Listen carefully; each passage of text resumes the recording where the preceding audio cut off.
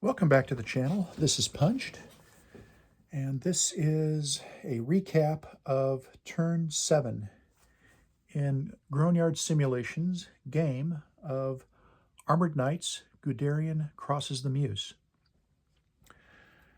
This turn took only about 45 minutes between the French and German sides. There wasn't a whole lot of combat going on, mostly because of the developing situation. This was the 1600-hour turn on the second day, May the 13th. So let's talk about what happened here. So with the Germans, I'll point out the relevant locations. We have a Ferry 2, Ferry 1, and Ferry 1. So the Germans are progressing rather nicely in terms of their bridge building. This Ferry 2 in particular will become a pontoon bridge at the beginning of next turn, which means that the German panzers can now come across the river. All right. So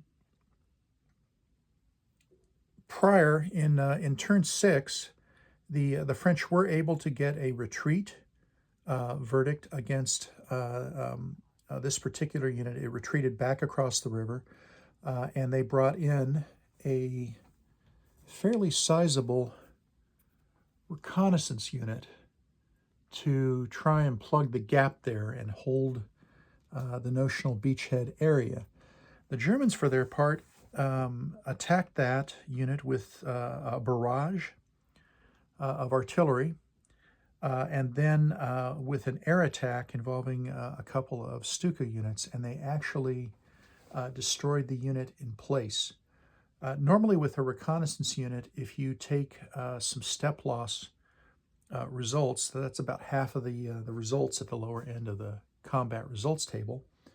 A reconnaissance unit can trade space for step losses, and that was part of the reason why I put them there. Unfortunately, a barrage and air attack do not permit those kind of exchanges to be made, and so the unit, the battalion, reconnaissance battalion, was eliminated. This allowed the Germans immediately thereafter to move that unit back across the river and reconstitute the bridgehead. So for their part, I think I have done something. Bear with me. So we've got quite a stack here. One of the things that you wind up having happen here is having quite large stacks of units,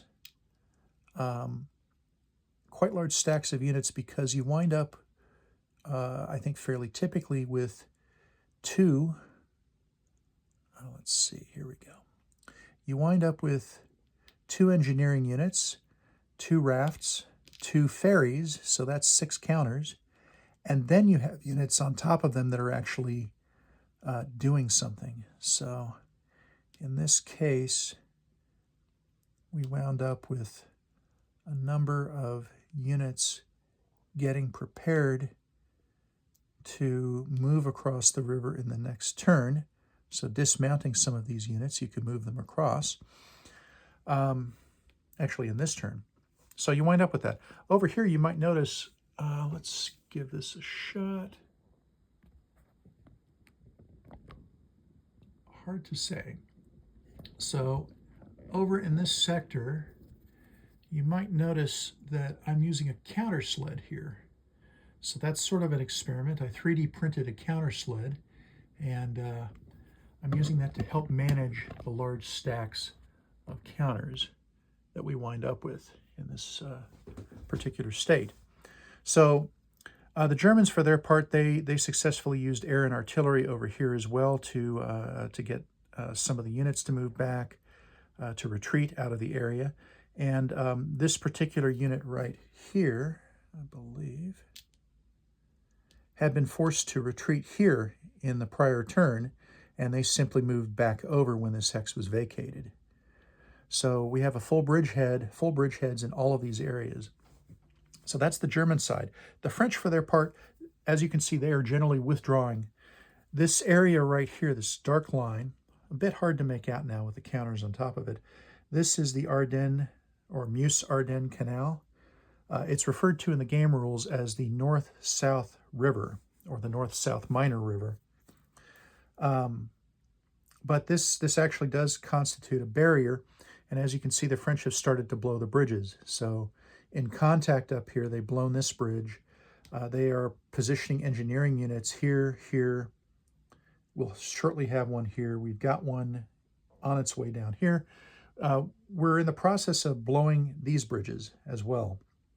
So in the meantime, though, we do want to get as much of the French forces back across the river as possible. And you can see that there's been a general withdrawal. So the last units have come out of the town of Sedan and are trying to make their way back towards at least the temporary safety of that line. So the French, for their part, they did execute on one counterattack, and they did rather well with it. I'm trying to remember what exactly they did. But they managed, I don't think it was these guys. Yes. These folks right here. These are French units. So the French came from these locations, attacked that unit, and were able to get a retreat, basically a retreat of the unit. And I believe that's this unit right here. So it had to do a 3-hex retreat back across the river. The rules do allow for a 3-hex retreat if stacking does not otherwise permit. So it's interesting. So we've disrupted the bridgehead here with these units. Now, at considerable cost, we have effectively 1 battalion of troops left, though because it is 2 actual battalions, they may very well get a regimental integrity bonus, though I think you have to have at least, this is only a 1 stacking point unit at the moment due to attrition, and so I don't think it's eligible for the regimental integrity any longer. We'll see. So that's it.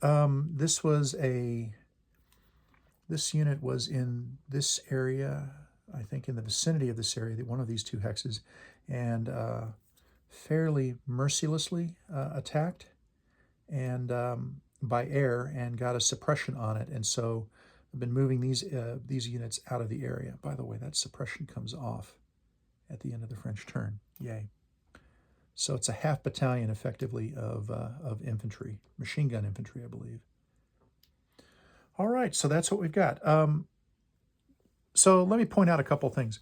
So the Germans have not done a whole lot. Most of their troops have done some minor rearrangements to get some of the follow-on forces best positioned to come across the bridges.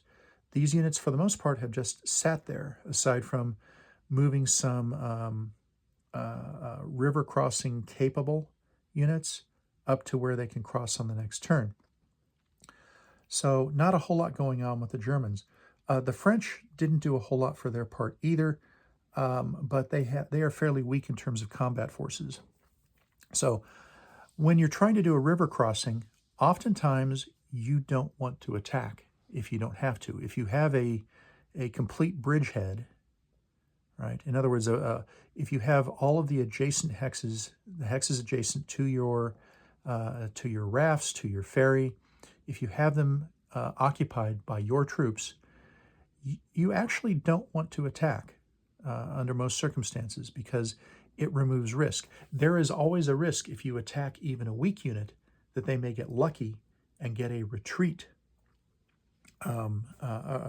verdict on your troops, which means they have to move back across the river and your bridgehead is no longer complete, allowing progression of the rafts to ferries and then the ferry to the pontoon bridge.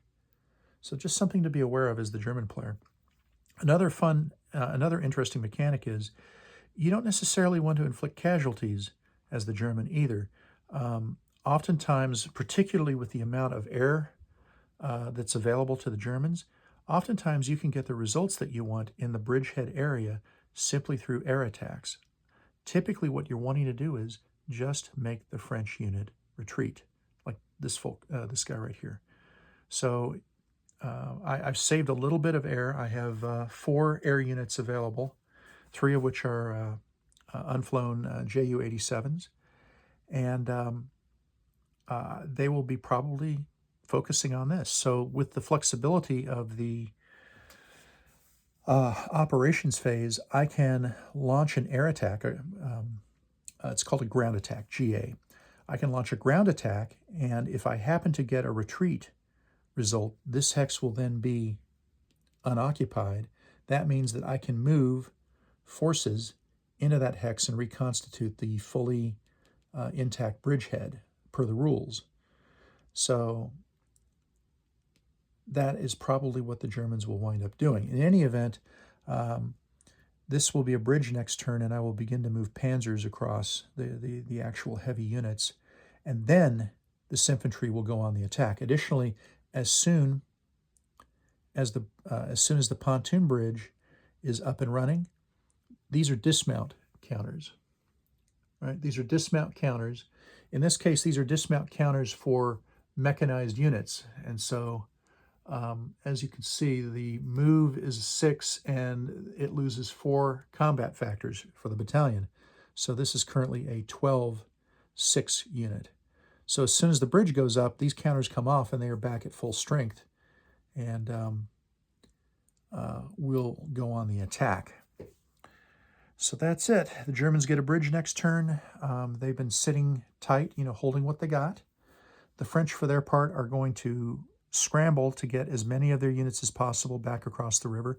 They may very well have to sacrifice some of these infantry units here, some of the units in contact. There may be some sacrificial retreats along the various choke points. I think here and here are decent choke points that may at least save a turn. So down here we have a strong French force. This is the town of Ston or Stone. I'm going to go with Stone. This is a strong position, but these units don't get released, not quite yet. We actually have to wait until the Germans get within vicinity of the town of Bulsen, and then we get a release on these folks. This is roughly a division's worth of armor down here. I don't know what a TG, this is the 503rd TG tank group, I suppose. But it's a very strong formation, plus they have operational control of 3 battalions of French 75s.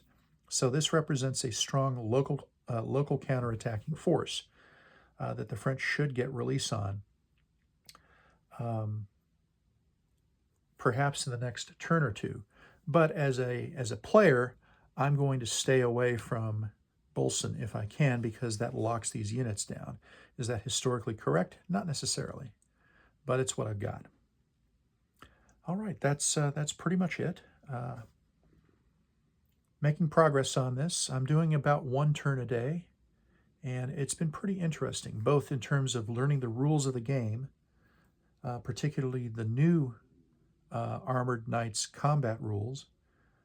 Those will be helpful when I participate in the, there's a play test going on at the Consim World Expo in July, and I'll be present for at least a few days to help out with the play test on Armored Knights Stalingrad.